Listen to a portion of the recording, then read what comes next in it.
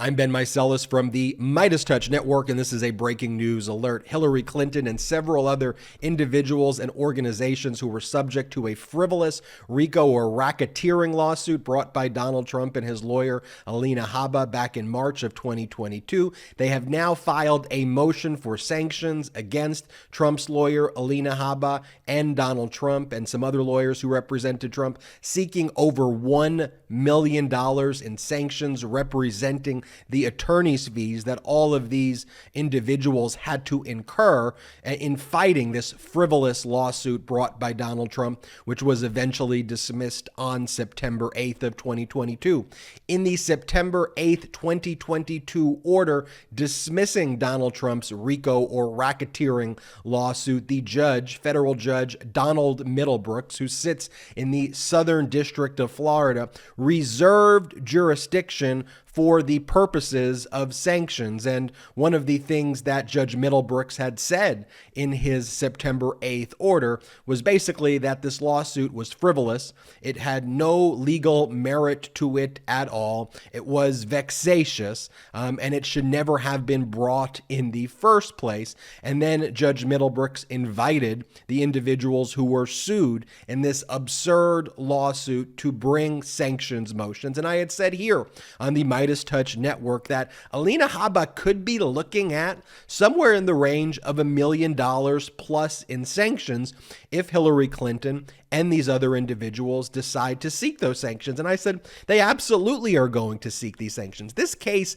that Donald Trump filed back in March and then doubled down on it by amending the complaint. I mean, the judge basically called the thing really like a psychotic manifesto. He didn't use the word psychotic, but he said it's basically the manifesto written of a madman, alleging all of their grievances and whining, and basically a combination of all of Donald Trump's social media posts that is so legally unfounded, that has no merit based on any cause of action. And even if you try to construe a cause of action that Donald Trump was trying to allege, and basically what Trump was saying was there was this massive conspiracy to undermine me in the 2016 election between all of these individuals who defamed me and who harmed my reputation, and therefore I'm suing these people for hundreds of millions of dollars.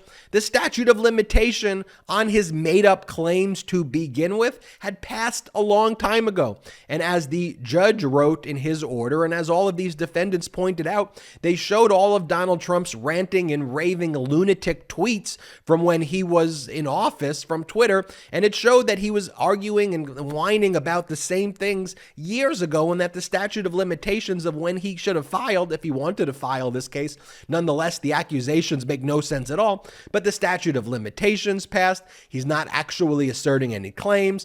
There's no predicate acts that are even establishing a potential racketeering claim. It's just a ranting and raving and whining lawsuit of hundreds and hundreds of pages that literally make no sense. And that's exactly what the judge actually had said. Let me read from you what this sanctions motion says. It says, plaintiff's counsel engaged in unreasonable and vexatious conduct, first by filing and then by amending a factually and legally defective suit. An award of costs and fees under Section 1927 is appropriate when an attorney's conduct is so egregious that it is tantamount to bad faith. And then for purposes of Section 1927, bad faith turns not on the attorney's subjective intent, but on the attorney's objective conduct. Objectively reckless conduct is enough to warrant sanctions, even if the attorney does not act knowingly and malevolently. Under this standard, the court compares the conduct at issue with how a reasonable attorney would have acted under the circumstances. Now here's where it gets good. A reasonable attorney would never have filed this lawsuit, let alone continued to prosecute it after multiple defendants' motions to dismiss highlighted its fundamental and incurable defects. As this court recognized in dismissing the amended complaint, quote, at its core, the problem with plaintiff's amended complaint is that plaintiff is not attempting to seek redress for any legal harm. Instead, he is seeking to flaunt a 200-page political manifesto outlining his grievances against those that have opposed him, and this court is not the appropriate forum. And that quotes the court's opinion at page 64. And quote, it is not simply that the amended complaint is inadequate in any respect, it is inadequate in nearly every single respect, the court says in its order. Now, just reading for you the statute that that Hillary Clinton's lawyers are seeking and the other individuals' lawyers are seeking sanctions under. It is 28 U.S. Code 1927, which I referenced before when I was reading the motion for sanctions that was filed. And here is what that section says. Any attorney or other person admitted to conduct cases in any court of the United States or any territory thereof, who so multiplies the proceedings in any case unreasonably and vexatiously, may be required by the court to satisfy personally the excess costs, expenses, and attorney's fees reasonably occurred because of such conduct. And so that is one of the grounds for Hillary Clinton and these other individuals who prevailed in this frivolous lawsuit to obtain sanctions. They also cite the court's inherent authority as part of a process called Rule 11 sanctions, which basically says that a lawyer and a litigant shouldn't sign their name or put their names on pleadings that they know to be false or frivolous or vexatious in nature. And they say that the judge can exercise his inherent authority, which he can, to award these sanctions as well. And now on the exhibit to the motion, Appendix A for requests and supporting evidence, we have the various amounts of fees that the different litigants had to incur as a result of Trump's frivolous lawsuit. So we're talking about Hillary Clinton's fees for the initial motion to dismiss were $44,000.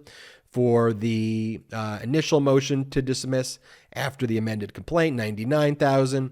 Fees to be recovered to date on this motion, $27,515 in fees, and then you go down. Fees sought to be recovered from complaint to initial motion to dismiss from the other defendants. Fees sought to be recovered from the initial motion to dismiss to dismissal from the other defendants. Fees sought to be recovered to the date on the sanctions motion. So it just lists all of these fees. And if you add up the number, it's about $1,074,000 and some change here. And this would be sought against Trump's lawyer, Alina Habba, and her law firm. It could also be sought against Trump, and it could potentially, what the judge can do is hold the parties jointly and severally liable for the amount, meaning that they all have to pay it, and however it gets paid, it gets paid. Or the judge can also just say, I'm just sanctioning the law firm, or I'm just sanctioning Trump. What I think would happen here, I think that it's either going to be a joint or several, that everyone has to pay it, all the defendants. But I think Alina Habba particularly is going to get hit with a serious sanctions motion here. And I think that this could be crippling to her law firm. And as we say, what does MAGA stand for? Make attorneys, get attorneys. And the thing with Alina Habba, if you look at the statements she's even made after this sanctions motion is filed, and after all the things the court has already said. So mind you, Judge Donald Middlebrooks has already said in his prior ruling what an absurd, frivolous, vexatious, disgusting, he didn't use that word, but like lawsuit this was. You heard a political manifesto whining about grievances that's not just wrong in some respects. Every aspect of it, literally every sentence of this 200-page bizarre motion that looks like Trump's social post, every aspect is defective. But this is what she says after the sanctions motion is filed today. She goes, quote, We vehemently deny the inflammatory allegations contained in the sanctions motion filed by the Clinton team. This motion, conveniently filed 1 week prior to Election Day, is nothing more than a thinly veiled attempt to score political points. This motion is particularly inappropriate given that our client's case will soon be reviewed by the 11th Circuit. We will oppose this motion and trust that the court will see through this ruse. This was a generic statement she's been giving to media outlets today. What gaslighting? We will trust that the court sees through this ruse. The court invited the sanctions motion, and the court, in a very detailed, like 70-plus page ruling, previously laid out not just that your case was defective, but that it was literally one of the most poorly written, bizarre, legally defective lawsuits that have ever come before the court. So that ruling has already been made. And you want to talk about the timing of the lawsuit? It's the timing of when the case has to be filed and brought because you've delayed it. One of the things that was pointed out in the sanctions motion is you filed this motion in March, or you filed the complaint in March of 2022, suing Hillary Clinton and all of these other individuals. There was then a motion to dismiss filed by Hillary Clinton and all the individuals and organizations you sued. And you should have known there, well, before you even filed it, you should have known, but they pointed out everything that was frivolous. And you could have just dismissed the case and walked away. You didn't. You, Alina Habba, filed an amended complaint. You altered the complaint, added hundreds of more paragraphs that made no sense, which what the judge pointed out, that you just doubled down and then just added extra facts that were more ranting and ravings of a lunatic. So you filed the amended complaint a few months later. The case was heard by the judge and made a final ruling in September. And this is the deadline for them to have to file their motion based on your tactics. They wouldn't be filing a sanctions motion on the deadline of when they need to file it if you didn't bring the frivolous lawsuit in the first place. And then when you talk about the 11th Circuit Court of Appeal, so far, all of the things brought in front of the 11th Circuit Court of Appeal by you, Alina Habba, who is an embarrassment to this legal profession, you have absolutely lost. The Mar-a-Lago search warrant, the 11th Circuit has ruled against you there. You think the 11th Circuit is going to overturn what Judge Middlebrooks did? You think the 11th Circuit is going to uphold your absurd lawsuit? And one of the things I should mention too, which Judge Middlebrooks also had pointed out, and he pointed this out before we all knew about what a hack Judge Eileen Cannon is, or what a horrible Judge Eileen Cannon is. You tried to forum shop this case to Judge Eileen Cannon, and you tried to get the case filed before Cannon. When it got assigned to Middlebrooks, you tried to disqualify Middlebrooks. That got denied. And in an order, before Judge Eileen Cannon even jumped on that Trump Mar-a-Lago search case, Judge Middlebrooks pointed out that you were trying to forum shop to Judge Eileen Cannon, a Trump appointee, to try to hear this case. That was your plan the whole time. That backfired miserably. And now, thankfully, I think that the outcome of this is you are going to have to pay millions of dollars in sanctions. You're going to have to pay that sanctions. Let's see if Donald Trump comes to your aid and will pay that $1 million for you in the sanctions. What do I think? Judge Middlebrooks is going to grant this motion for sanctions. He invited the sanctions motion.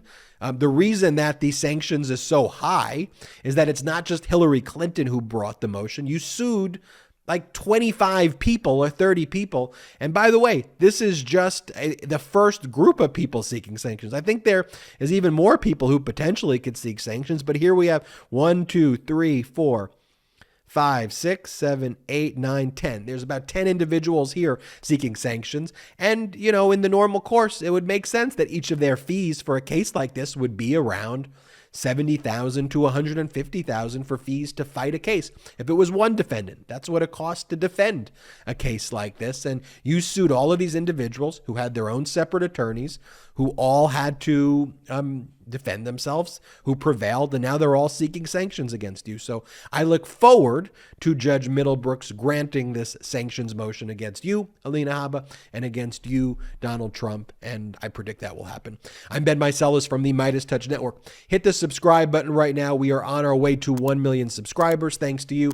And if you want to support independent media like this, we're not funded by any millionaires or billionaires. We have zero outside funding at all. We're purely fueled by you, no outside investors, so we're purely fueled by you. So check us out at patreon.com/MeidasTouch, patreon.com/MeidasTouch, patreon.com/MeidasTouch, and join one of the membership tiers there for exclusive content, but just help us grow this platform. Until next time, I'm Ben Meiselas. At MeidasTouch, we are unapologetically pro-democracy, and we demand justice and accountability. That's why we're spreading our message to Convict 45. That's right, gear up right now with your Convict 45 tees and pins at store.MeidasTouch.com. That's store.MeidasTouch.com.